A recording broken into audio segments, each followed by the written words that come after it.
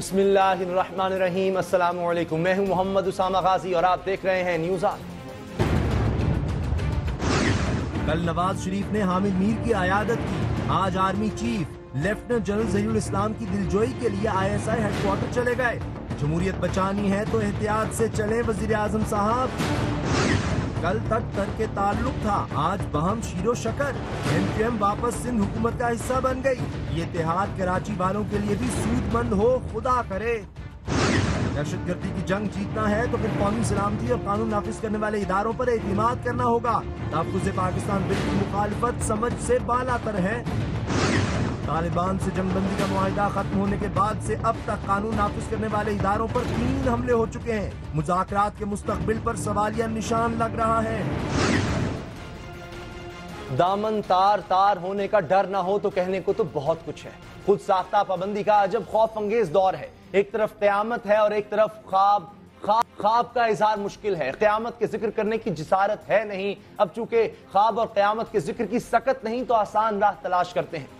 हामिद मीर पर होने वाला हमला किसने किया, मामला तफ्तीश तलब है। इसके बाद DGISI पर बराह रास्त इल्जाम, ये वो वाकयात हैं जो सरजद हो चुके हैं। तुंदो तेज जुमले समातों से टकराकर याददाश्तों पर नक्श हो चुके हैं। जो तीर कमानों से निकलने थे वो निकलकर दिलो जिगर में पैवस्त हो चुके हैं। जो जख्म लगने थे वो लग चुके हैं। अब सिर्फ 2 काम हो सकते हैं। एक ये कि सफ़े मातम बिछाई जाए, लकीरों को ढूंढ ढूंढ कर पीटा जाए, दिल जलाए जाएं, जख्मों को कुरेदा जाए, कदूरतें बढ़ाई जाएं ताकि नए सदमात की राहें आसान हो। दूसरा तरीका जख्मों पर मरहम रखने का है, दिलजोई करने का है और ये काम कोई बड़ा ही कर सकता है। हमारे पास ये काम करने के लिए बेहतरीन शख्सियत वज़ीर आज़म की मौजूद है। उन्हीं से उम्मीद थी मगर ये नजर खाली लौट आई। वज़ीर आज़म नवाज शरीफ कल एक गलती कर गए। खुदा करे ये गलती गैर दानिस्ता हो।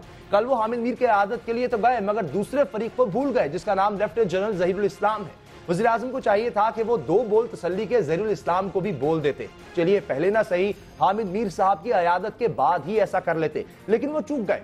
जवाबन आज आर्मी चीफ जनरल राहिल शरीफ के पास और क्या चारा था कि ISI के हेडक्वार्टर जाकर DGISI lieutenant general Zahirul Islam की दिलजोई ना करते। दूसरे अल्फाज में यूं लग रहा है कि जैसे एक गलती के बाद दूसरी गलती सरजद हो रही है। वज़ीर आज़म की हामिद मीर की आदत और आर्मी चीफ का दौरा ISI हेडक्वार्टर एक जवाब अर्जी नहीं भी तो फिर भी वक्त की नजाकत यही है कि वज़ीर आज़म भरपूर एहतियात से चले। वज़ीर आज़म के सिविल मिलिट्री ताल्लुकात और आइन की बालादस्ती के नजरियात से पाकिस्तान का फिक्री तबका पूरी तरह मुत्तफिक है, लेकिन वो याद रखें आम आदमी इन फिक्री अयाशियों से बहुत दूर है। इनका मसला रोटी और महंगाई है। जो इनका ये मसला हल कर देगा लोग उसी निजाम के साथ होंगे। सो हमारे यहाँ जमहूरियत अभी वो कागज की कश्ती जो तूफानों के थपेड़े बर्दाश्त नहीं कर सकती। अवाम की खिदमत और खिदमत के साथ साथ महाजाराइयों से परहेज और एहतियात, एहतियात और बस एहतियात, वरना हालात बस में रहेंगे और ना ही रोने के सिवा और कोई चारा हमारे पास होगा। इस मामले पर बात करते हैं मुल्क के मारूफ दानिशवर साफी जनाब रहीमुल्लाह यूसुफजई से। वो हमारे साथ हैं।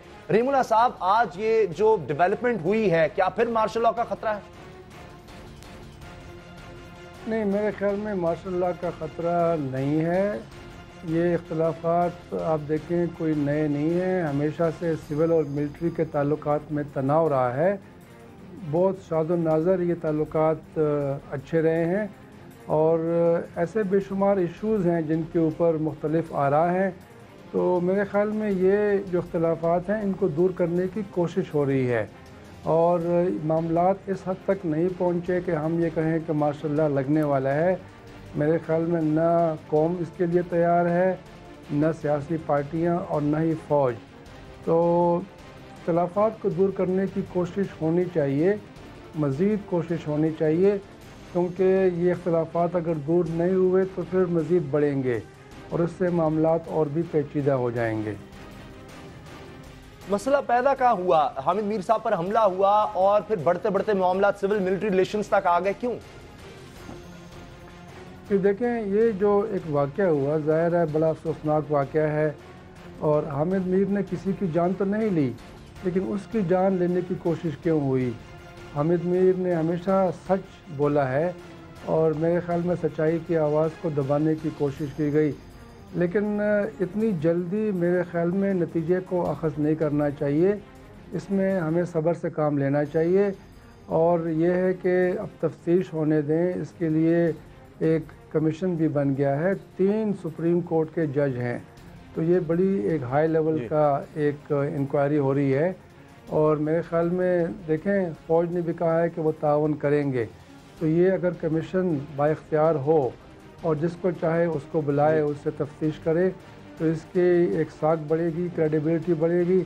मैं समझता हूँ कि ये जो फ़ौज और ISI के ऊपर तनकीद हुई तो ज़ाहिर है उससे एक तनाव पैदा हुआ और फ़ौज ने अपना दिफा किया।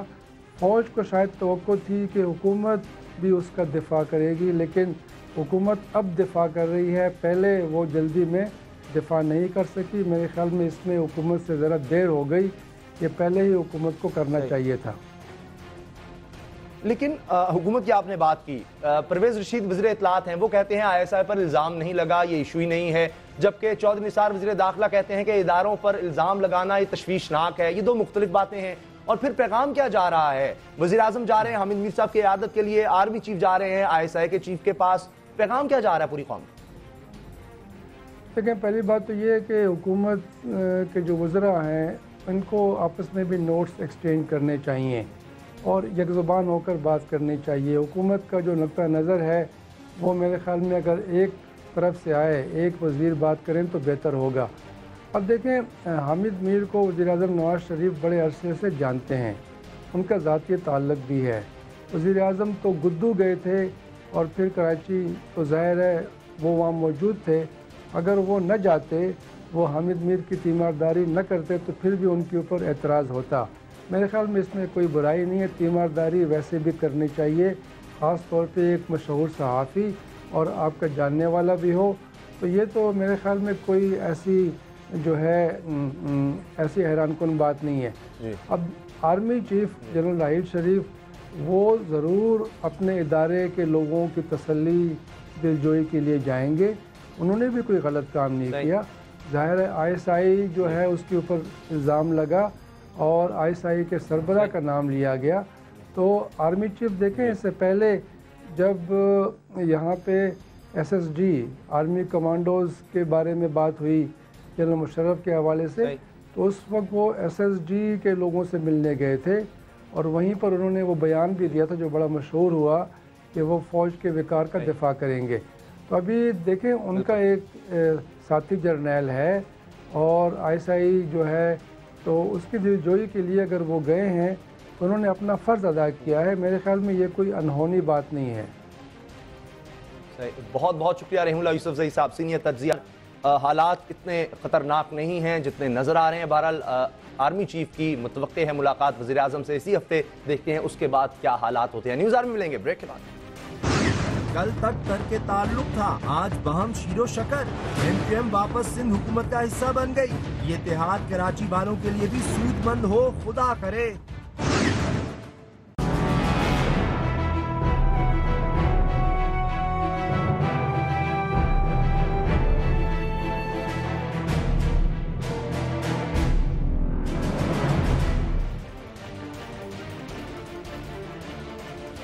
सच ही कहते हैं, सियासत में कोई चीज हरफ आखिर नहीं होती। MQM और पीपल्स पार्टी की मोहब्बत इसकी जीती जागती मिसाल है। कल तक तर्क ताल्लुक था और आज फिर बहम शीरो शकर होने के नजारे हैं।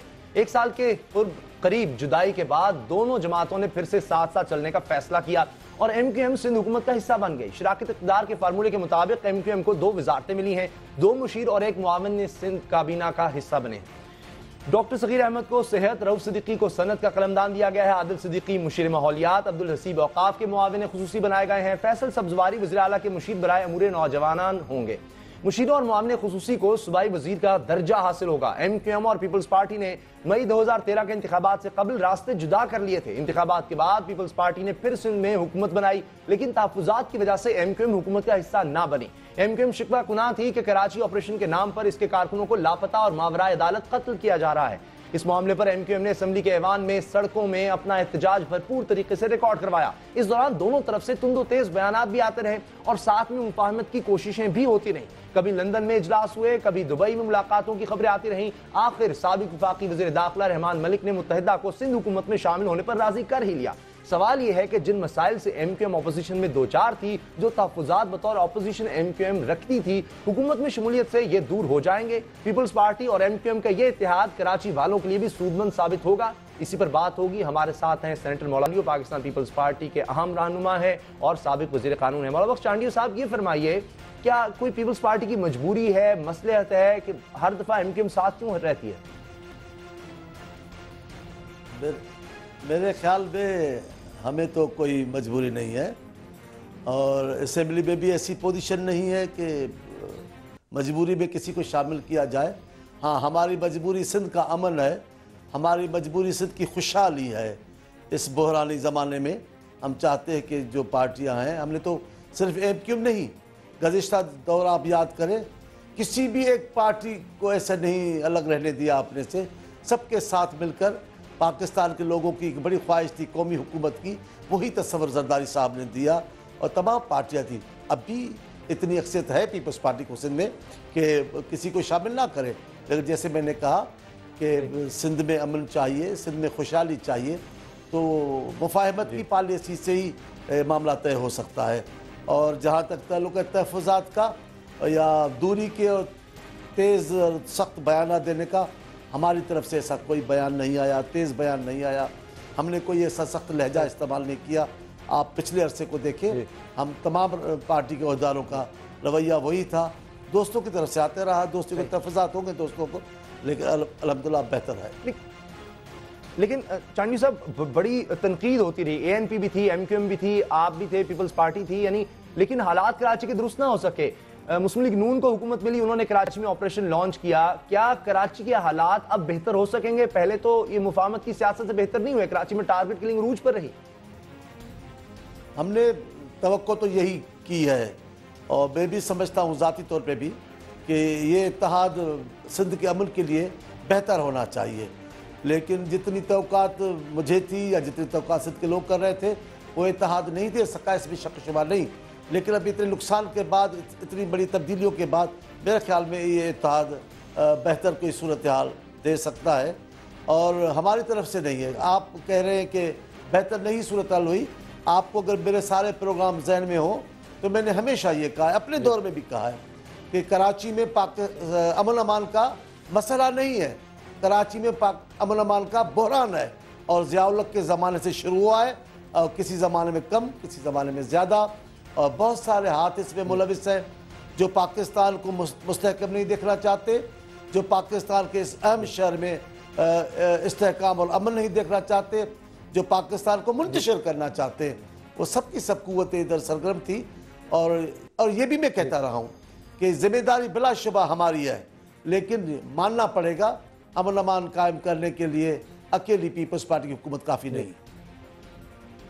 MQM अब साथ है, उसके तहफ़्फ़ुज़ात आप दूर कर पाएंगे? मावरा अदालत कत्ल हो रहे हैं, उनके कारकुन ये उनके तहफ़्फ़ुज़ात में शामिल था, खास तौर पर जिस पर बड़ा एहतजाज होता रहा सिंध असेंबली में पिछले दिनों से हम देख रहे हैं। साथ ही साथ बल्दियाती इलेक्शन पर उनके बड़े तहफ़्फ़ुज़ात हैं कि वो करवाए जाएं। ये सब बातें हुई हैं, दूर हो जाएंगे तहफ़्फ़ुज़ात?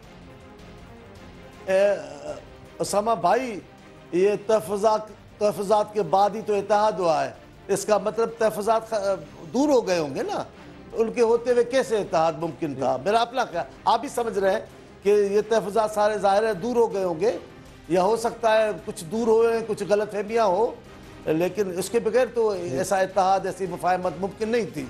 लिहाजा बहुत सालों में ऐसा होता रहा है, साल 2 साल ऐसी कैफियत रहती है, फिर अल्लाह के फजल करम से सूरत हाल बेहतर हो जाती है।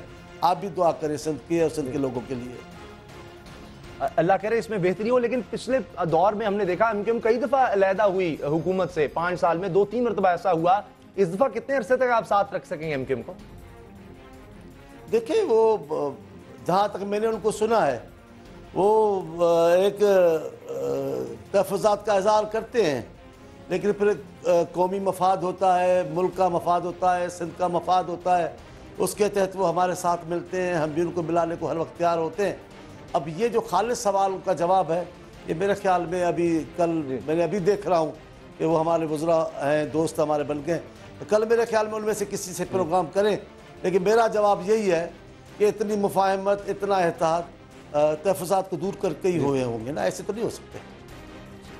चलें, बहुत शुक्रिया आपका मौला बख्श चांडियो साहब, पाकिस्तान पीपल्स पार्टी के आम रहनुमा लीडर हैं। वो कह रहे हैं कि तहफ़्फ़ुज़ात यकीनन दूर हुए हैं, तभी तो MQM साथ आई है और अल्लाह करे मुफाहमत की सियासत आगे चले और ख़ास तौर पर कराची वालों के लिए, सिंध वालों के लिए ये बहुत अच्छी है। न्यूज़ आर में मिलेंगे ब्रेक के बाद। दहशतगर्दी की जंग जीतना है तो फिर कौमी सलामती और कानून नाफिज करने वाले इदारों पर एतमाद करना होगा। तहफ़्फ़ुज़ पाकिस्तान बिल की मुखालफत समझ से बालातर है।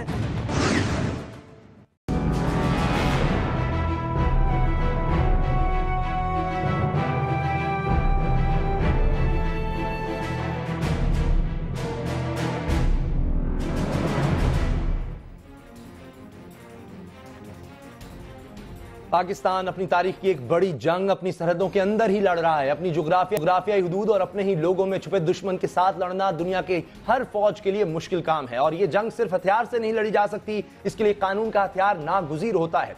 हम पिछले 14 साल से इस जंग के अजाब में मुब्तला हैं, मगर हमारे पास कानून का एक ऐसा खला है कि हम गिरफ्तार होने वाले दहशतगर्दों को इंसाफ के कटहरे में ला नहीं सकते और अगर ले आए तो सजा नहीं दे सकते।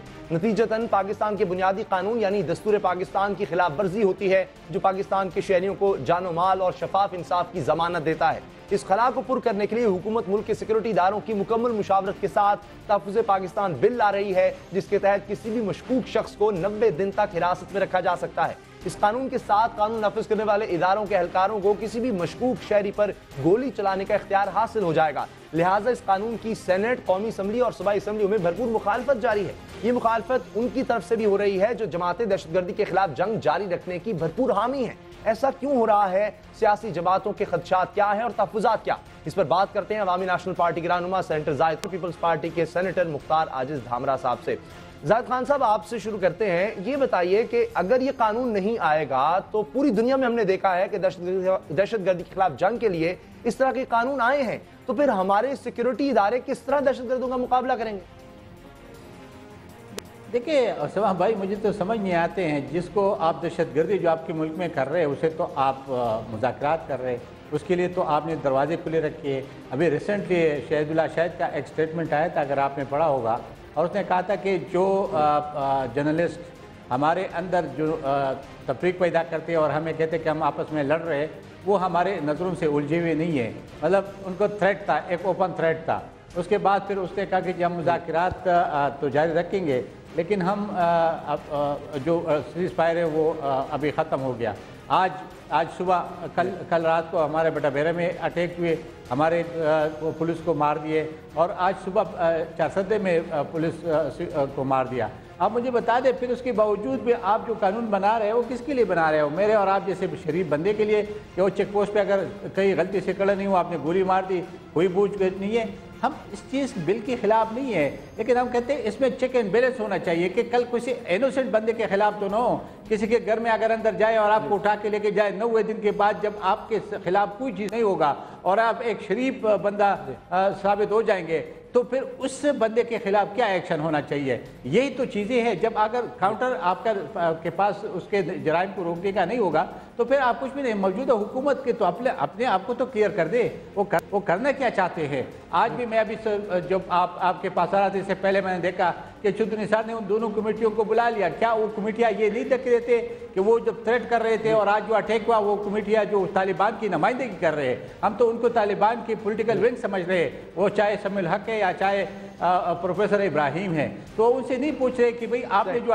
ये अटैक क्यों किया, और आज हम कह रहे हैं कि हम इंतजार करें कि जी जिम्मेवारी कोई कबूल। जिम्मेवारी तो उस दिन उन्होंने कबूल की कि जब उन्हें कहा था कि हमारा सीज फायर खत्म हुआ और हम सिक्योरिटी इदारों पे अटैक्स करेंगे।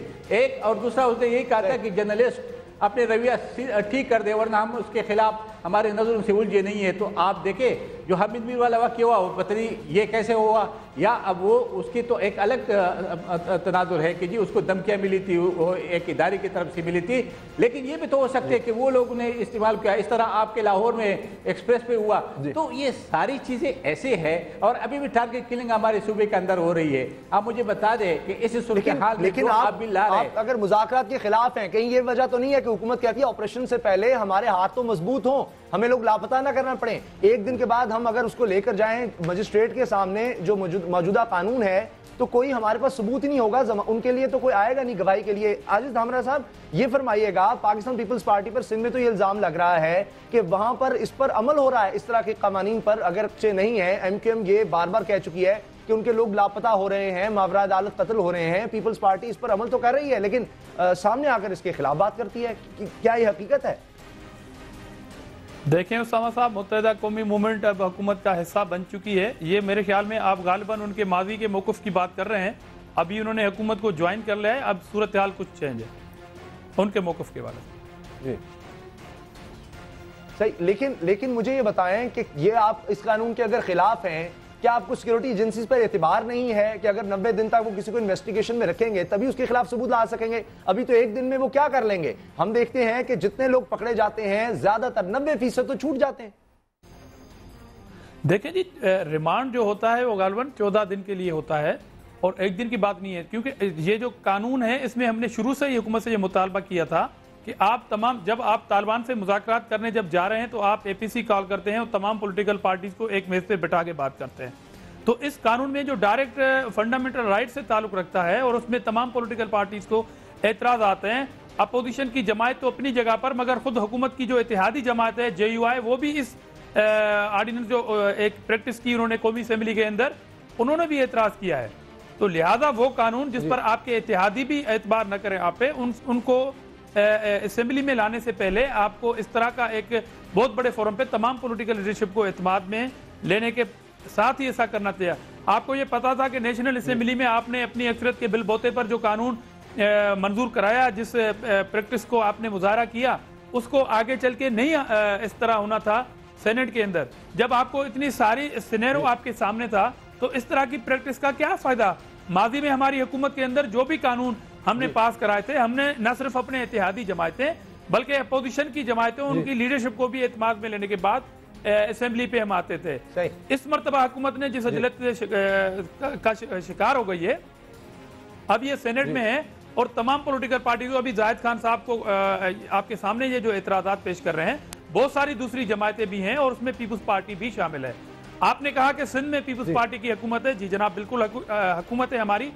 ये कानून खास एरियाज के अंदर मखसूस जो हालात होते हैं उसमें भी वो जाहिर ये है कि जब फंडामेंटल राइट्स का जहां तक आ जाता है मामला, वहां पर आपको पॉलिटिकल लीडरशिप से बैठ के बात करने के बाद इस तरह के कानून मंजूर कराने चाहिए, क्योंकि अभी अगर कंट्रोवर्शियल हो गया है और 90 दिन के अंदर आप इस बंदे को आप रखेंगे मुलाकात से कोई फायदा नहीं हुआ। वहां तो कहा गया था तहफ़्फ़ुज़ात दूर होंगे। तहफ़्फ़ुज़ात दूर होने की बात यह थी कि जो पीपुल्स पार्टी का शुरू से मौक़िफ़ था कि पीपुल्स पार्टी समेत तमाम पॉलिटिकल लीडरशिप को बैठकर उनके तहफ़्फ़ुज़ात सुने जाएं और उनकी अमेंडमेंट जो वो दें उसमें शामिल की जाएं, वही बात हुई है। वो अभी तक नहीं हो सका कि हमारे तहफ़्फ़ुज़ात दूर किए जाएं। जाहिद खान साहब, क्या जो खुद को हमलावर आता है वो उसको देखकर आप कोई फंडामेंटल राइट्स को हम देखेंगे? जो बम धमाके करते हैं, लोगों को मारते हैं, क्या उनके लिए कोई फंडामेंटल राइट्स हम देखेंगे या हम ये देखेंगे कि इनको किसी ना किसी तरह कैफरे किरदार तक पहुंचाया जाए? सख्त कवानीन सारी दुनिया ने बनाए हैं, हम कोई अनोखे तो नहीं है जो बात कर रहे हैं। फिर हम ये भी पीछे पड़ जाते हैं कि लापता ये लोग क्यों हो रहे हैं। आखिर अदालतों में सबूत नाकाफी पेश किए जाते हैं, अदालतों पर इल्जाम लगाते हैं, कहते हैं सबूत नहीं लाते, सिक्योरिटी दार कहते हैं हमारे पास इख्तियारात नहीं है, तो फिर कहां जाए? उसामा भाई, आज मेरे अभी एक टीवी चैनल पे चल रहा था कि एक जज साहब ने एक बंदे को छोड़ दिया कि जिसके ऊपर पुलिस ने ये पर्चा दर्ज करवाया था कि वो मजहबी मुनाफिरत फैला रहे, और उन्होंने कहा कि जी ये सबूत सही नहीं आए। आप मुझे बता दें कि वो जो सबूत था वो तो कोई लाउड स्पीकर पे उसने बात की होगी, कोई पंफलेट शाया किया होगा, कि उसको भी अदालत छोड़ रहे। ऐसा नहीं है। आपको मैं बता दूं कि जो दहशतगर्द है उसने अदालतों को और आपके जो प्रोसिक्यूटर है उसको तो इतना खौफजदा किया कि उसके खिलाफ तो बात ही नहीं कर सकते। इस्लामाबाद में क्या हुआ था? इस्लामाबाद में जो वाक़या हुआ, जिस जज को मार दिया, जिस वकील को आपने देखा कि कराची में जो वकील जिस दहशतगर्द के खिलाफ केस लड़ते हैं वो उसी को मार देते हैं। आप मुझे ये बता दें फिर आपके प्रोसिक्यूटर क्या करेगा, आपके जज क्या करेगा? आप कानून बना भी दे, लेकिन अगर हुकूमत की अपना पॉलिसी सही नहीं है, वो एक स्टेट फॉरवर्ड नहीं जा रहे। हमारे वक्त में भी ये सुसाइडर तो आ रहे थे ना, तो हमने आप इसका तो मुकाबला तो किया मान था। रहे हैं कि प्रोसिक्यूटर जज हमारे खौफजदा होते हैं, तो फिर इसका मतलब है कानून नाफिज करने वाले इदारों के हाथ हमें मजबूत करने होंगे। क्या आपको उन पर एतबार नहीं है? वो क्या किसी आम मासूम आदमी को बिला वजह उठा लेंगे और 90 दिन तक गायब कर देंगे? वो इतने गैर जिम्मेदार हैं हमारे इदारे। देखिए एक उसामा भाई मैं बता दूं, हमेशा के लिए यही हुआ कि इनोसेंट बंदे को सजा मिली है, इनोसेंट बंदे को उठाया गया, मेरा और आप जैसे बंदे को उठाया गया। ये हमारी तारीख है इस मुल्क का। अब जो लोग दहशतगर्द है उसको तो कोई कुछ भी नहीं कहते, वही दहशतगर्द। तो मैं आपको यही तो अर्ज कर रहा हूँ। अभी खबर चल रही थी कि जो हमारे इंटीरियर मिनिस्टर है उसने उस कमेटियों को बुला दे, उस कमेटी से पहले तो पूछे कि ये 2 अटैक हुए पेशावर में, ये किसने किए और ये क्यों किए, उसकी सजा किसको मिलेगा। क्या लोग मरते रहेंगे? हम डायलॉग की बात करेंगे, हम डायलॉग के खिलाफ नहीं है, लेकिन कोई मनते क्या अंजाम तो हो।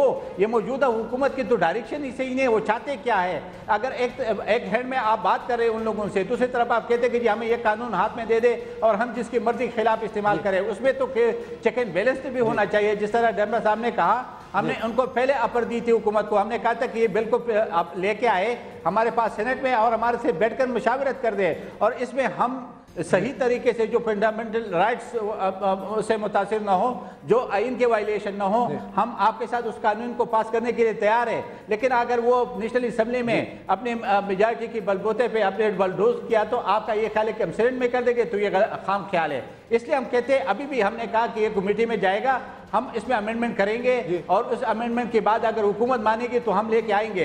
अदरवाइज ये से नहीं है जो ये लोग ये बात कर रहे हैं कि अगर आप उसको ऐसे आउटराइट इख्तियार दे देंगे कि आप जो मर्जी जिसको गोली मार दे, आप सुसाइडर को तो मारे तो कोई बात है, सुसाइडर को तो आप मार ही नहीं सकते हो। जो लोग आते हैं वो बम जो ब्लास्ट करते हैं बाजारों में, उसको तो आप पकड़ नहीं सकते हो। जो आपकी मस्जिदों में बम ब्लास्ट करते हैं उसको तो आप पकड़ ही नहीं सकते हो। लेकिन आप कहते हैं कि मासूम लोगों को मार दिया जाएगा। जी बिल्कुल ऐसा ही है, इस मुल्क के अंदर तारीख ऐसा रहा है। यानी एतबार नहीं है, इसका गलत इस्तेमाल होगा तो किसी कानून का भी हो सकता है। सेंटर मुख्तार साहब आप ये फरमाएं कि ये तो जी एक मिनट जाहिद साहब, ये ऐसा नहीं कि हमारे इदारों का बड़ा प्रेशर था, वो चाहते थे कि उनके हाथ मजबूत किए जाएं, इस तरह ऑपरेशन नहीं कर सकते। अगर ये कानून ना बना तो क्या आपको लगता है वो भरपूर ऑपरेशन कर पाएंगे लोगों के खिलाफ, जो आपका बड़ा पुरजोर मुतालबा है? इस तरह वो इन लोगों के खिलाफ एक्शन लेंगे जब उनको खौफ होगा कि उनके खिलाफ कल को मुकदमात होते रहेंगे। देखें उसामा, एक बात पहले, जो सबसे ज्यादा जो दहशतगर्दी का जो सबब है वो ये है जो सुसाइडर बम ब्लास्ट करते हैं, वो जब बम ब्लास्ट करने आ रहे हैं तो उसके लिए कौन सी ऐसी जमात है या कौन कह रहा है कि उनको आप छोड़ दें? जाहिर है जो बम ब्लास्ट करने आ रहा है वो खुद भी मरने आ रहा है और आपको भी मारने आ रहा है। कभी भी ऐसा नहीं, बहुत कम ऐसे वाकयात हुए कि ऐसे जैसे एतजाज तन शहीद जो है हमारा बच्चा था, वो आम बच्चा था, इनोसेंट था, उसने इस तरह के वाकयात किए। अदरवाइज इस तरह आपको मिसालें बहुत कम मिलेंगी। हम ये कह रहे हैं कि जब आप हुकूमत के पास 2 ऑप्शन है अभी तक जो देखने में आ रहे हैं। नंबर 1 बात कि बातचीत का अमल हम कर रहे हैं, बातचीत कामयाब हो जाएगी, हमारी जान छूट जाएगी इन दहशतगर्दों से।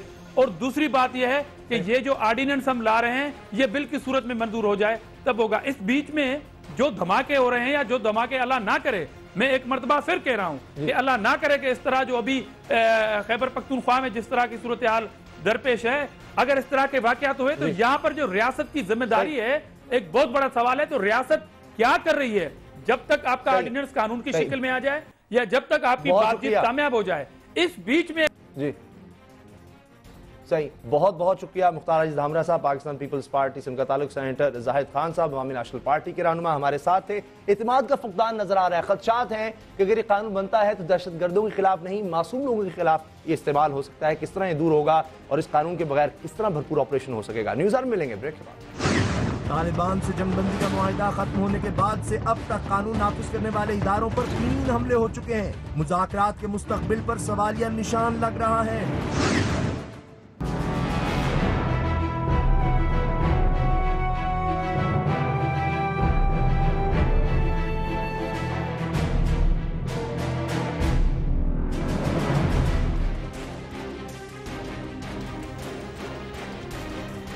तालिबान की जंगबंदी खत्म होने के बाद दहशतगर्दी का सिलसिला फिर से शुरू है। निशाना सितम खैबर पख्तूनख्वा बना है, जहां 10 घंटों में 2 शहरों में दहशतगर्दों ने हमला करके 6 जिंदगियों के चिराग गुल कर दिए हैं। हमलों का निशाना पुलिस थी। पेशावर बटबेर में दहशतगर्दों ने फायरिंग करके 2 अहलकारों को जख्मी किया, जिन्हें अस्पताल मुंतकिल किया जा रहा था कि फिर हमला हो गया, जिसमें ASI असलम, सिपाही जाकिर लियाकत, सुभानुद्दीन और ड्राइवर नजर मोहम्मद शहीद हो गए।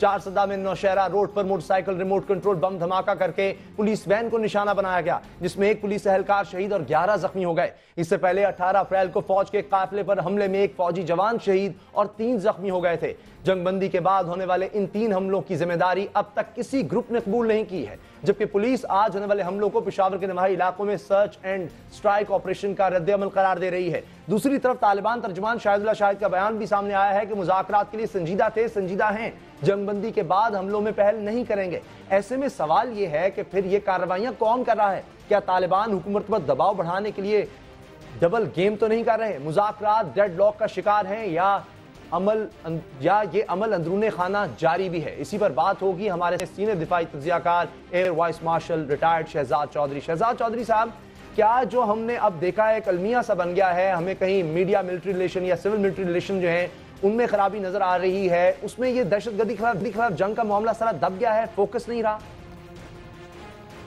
मेरा ख्याल है कि इस मीडिया मिलिट्री रिलेशंस या जो बुरे रिलेशंस हैं या सिविल मिलिट्री रिलेशन जो कि बदकिस्मती से कोई बहुत अच्छे नहीं हैं, इन दोनों के अंदर इतनी स्पेस ज़रूर क्रिएट हो गई है कि दो चीज़ें हुई हैं। एक तो हमारा फोकस बहसीत एक रियासत के हट गया है तरीके तालिबान पाकिस्तान या काउंटर टेरर ऑपरेशंस के हिसाब से, और दूसरा जो तरीके तालिबान पाकिस्तान या उसके जो एफिलिएटेड ग्रुप्स हैं उनको मौका मिल गया है कि जब ये ध्यान हटा हुआ है इस कौम का और इस रियासत का और इसकी हुकूमत का, तो वो जहाँ उनको मौका मिल रहा है वो हरासमेंट ऑपरेशंस कर रहे हैं। हरासमेंट ऑपरेशन का मकसद सिर्फ ये होता है कि ये बावर कराया जाए शहरियों को, एक तो खौफ में मुब्तला किया जाए, उतना नुकसान किया जाए जितना कि मुमकिन है, मिसाल के तौर पे IEDs के साथ ये छोटे हमले करके, और फिर ये परवेसिवली इतने फैला दिए जाएं जोग्राफिकली कि ये एहसास हो कि हम पे यानी जो वहाँ के लोग हैं उन पे कि हम पे हर तरफ से हमला हो रहा है। तो जब ये खौफ की फ़ज़ा कायम हो जाती है तो फिर वो जो सोसाइटी होती है, वो जो माशरा होता है जो कि इस वक्त खैबर पख्तूनख्वा का सूबा है, वो फिर आहिस्ता आहिस्ता गिवन करना शुरू कर देता है। और आपको याद होगा कि जब पिछली मरतबा जब ये ऑपरेशंस की या मुज़ाकरात की बात शुरू हुई थी तो आखिरी लम्हे पे जो तब्दीली आई थी हमारी हुकूमत के मौक़िफ़ में, उसकी बेसिक वजह पाकिस्तान तहरीक इंसाफ की हुकूमत जो है खैबर पख्तूनख्वा की, उनका वो ज़ोर और उनकी इंसिस्टेंस थी कि एक दफ़ा मुज़ाकरात को फिर से मौका दिया जाना चाहिए, और उनके कहने के ऊपर मुज़ाकरात का फिर ये अमल दोबारा शुरू किया गया था, जिसके बाद कि हम अभी एक लिम्बो में पड़े हुए हैं। तो ये है सूरत हाल जिसमें हम रह रहे हैं। हामिद मीर साहब का जो कल अटैक हुआ या परसों जो अटैक हुआ, उसका भी क्या रोल इसी के थ्रू आता है, क्या इन्हीं लोगों का हाथ है? ये भी एक सवालिया निशान है जिसको शायद अगले चंद दिनों में जाके कुछ इसके बारे में भी और तफसील मालूम। कल वज़ीर दाखिला चौधरी निसार ने दोनों कमेटियों को बुला लिया है, क्या जो एक डेडलॉक की कैफियत थी वो दूर हो सकेगी? देखिए, बात यह है कि उनकी जो उनके डिमांड्स हैं कि उनको आने जाने का खुला रास्ता दिया जाए, सेफ पीस जोन हो, उसके बाद फ़ौज को वहाँ से हटा लिया जाए और इस तरीके से फिर कैदियों को छोड़ दिया जाए, तो ये वो चीज़ें हैं जिनके ऊपर के पिछला डेडलॉक क्रिएट हुआ है।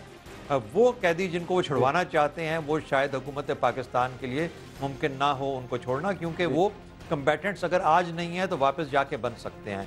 आज का जैसे इसको मिलिट्री लैंग्वेज में एबल बॉडीड पर्सनस कहा जाता है, वो हजरात या वो लोग जो कि लड़ने की काबिलियत रखते हैं और उनकी एक उम्र ख़ास उम्र का तयन होता है कि शायद 15 या 18 साल से लेके तकरीबन 60 साल तक की उम्र के लोग एबल बॉडीड मैन कहलाते हैं। तो इसका मतलब ये हुआ कि ये कल को जाके अगर इनको छोड़ दिया जाएगा तो बंदूक उठा के फिर ये उनके साथ मिलकर हमारे ऊपर हमले शुरू कर देंगे। ये एक बहुत बड़ा मसला होगा। दूसरे उनमें से बहुत से ऐसे लोग हैं जिनको कि अदालतों की तरफ से सज़ाएँ हो चुकी हुई हैं, तो अदालत को जब सज़ा याफ्ता है कोई शख्स तो क्या हुकूमत को ये अवेलेबल है ये फैसिलिटी कि वो उनको छुड़वा दे जबकि अदालत ने उनको सज़ा दी हुई है? इंसाफ के तकाजे क्या हैं, अदालती कार्रवाई क्या मांगती है? ये वो चीज़ें हैं जिनको देखना पड़ेगा। इसलिए मुश्किलात हैं और इस वजह से या तो उनको तरीके तालिबान पाकिस्तान को अपना जो रवैया है, जो अपनी डिमांड्स हैं, उनको तब्दील करना पड़ेगा, या फिर जिस तरह आप शुनीद है कि हुकूमत ये कह रही है कि कुछ लोग कुछ दो की बुनियाद पे काम चलेगा, यानी आप भी कुछ डिलीवर कीजिए, वरना अब तक तो सिर्फ पाकिस्तान की रियासत ही डिलीवर किए जा रही थी, उस तरफ से कुछ भी नहीं हो रहा था। ऑपरेशन के लिए भी मुश्किलात हैं, इत्मीनान का फुकदान है। अभी आपसे पहले 2 सेनेटर साहिबान से बात हो रही थी, उसमें ये तहफ़्फ़ुज़ पाकिस्तान ऑर्डिनेंस में शदीद तहफ़्फ़ुज़ात हैं कि शायद अगर ये आ गया तो मासूम लोगों के खिलाफ ही ये इस्तेमाल होगा, यानी एतबार नहीं है, एतमाद नहीं है, ये भी मुश्किलात हैं। देखिए, बदकिस्मती है, मैं आपकी वो बहस सुन रहा था टेलीविज़न पे, बदकिस्मती है कि हमारी जो सियासी लीडरान हैं वो विकेट्स के दोनों तरफ खेलना चाहते हैं। वो एक तरफ तो ये कहते हैं कि इनका मुकाबला किया जाए और इसको ज़ेर किया जाए, और ख़ास तौर पे ANP जो कि पख्तूनख्वा के अंदर जिसकी हुकूमत थी वो अपने दौर पे उसने बहुत ज़्यादा इसका क्रेडिट लिया कि उन्होंने दलेरों की तरह खड़े होकर इस शोरश का मुकाबला किया। लेकिन अब जब एक और ऑपरेशन होने की तैयारी हो रही है या होने जा रहा है या उसकी तैयारियां हैं या उसका कोशिश की जा रही है कि उसको अगर मुज़ाकरात से बात नहीं होती तो उस तरीके से किया जाए, तो उसमें अब वो हुकूमत के लिए मुश्किलात खड़ी कर रहे हैं और अब उनको जाके ह्यूमन राइट्स ग्रुप्स के साथ खड़े होने में आसानी नज़र आती है। इन सब का मकसद सिर्फ ये है कि फ़ौज को किसी हद तक कमज़ोर रखा जाए, उनको अपने ज़ेर रखा जाए और उसको वो पावर्स ना दी जाएँ जो कि वो समझते हैं कि ये शायद पावर्स उनके। हालांकि इस PPO के अंदर या PP जो बिल है, जो एक्ट है, उसके अंदर एक सनसेट क्लॉज भी है कि ये 2 साल तक है। 2 साल के बाद वापस जाएगा पार्लियामेंट में, पार्लियामेंट फैसला करे कि इसको बढ़ाना है या रखना है। देखिए, जब तक हम अपनी मुखासमत फ़ौज और फ़ौज के अदारों के साथ रखेंगे और फिर उनसे ये भी तवक्को करेंगे कि जाके लड़ें उनसे, तो फिर ये मुमकिन नहीं होगा। मुझे यूँ लगता है कि आने वाला वक्त जो है वो ये कहेगा या फ़ौज ये कहेगी कि जो कवानीन या जो लॉज आपने हमें ऑथराइजेशन के तौर पर दिए हैं, हम सिर्फ उनके अंदर रहते हुए अपना काम करेंगे। इसका मतलब है कि जो पुलिस आज कर रही है, जो FC कर रही है, उस हद तक फौज जाएगी, उससे आगे नहीं जाएगी, क्योंकि ना इन्होंने वॉर डिक्लेयर की है, ना स्पेशल लॉज दिए हैं, ना इनको लीगल कवर दिया है और ना ही पावर्स एक्स्ट्रा दिए हैं जिसके साथ ये जंग कर सके। और जंग डिक्लेयर नहीं की हुई, ये बात इसलिए ये किसी सूरत भी ये किसी सूरत भी ऑपरेशन होता हुआ मुझे नजर ही नहीं आता। ये कहेंगे जो हमारे कवानीन इस वक्त एग्जिस्टेंट हैं, जो पुलिस पावर्स और FC पावर की जो पावर्स हैं, उसके नीचे रह के हम काम करेंगे। इसका मतलब है कि वो जो चाहे करते रहें, जहाँ पे चाहे आते रहें, हम आराम से घर में बैठ के उनका मुकाबला करेंगे। आप कह रहे हैं ऑपरेशन होता नजर नहीं आ रहा, मुज़ाकरात की कामयाबी के इम्कानात भी कम हैं, तो फिर होगा क्या?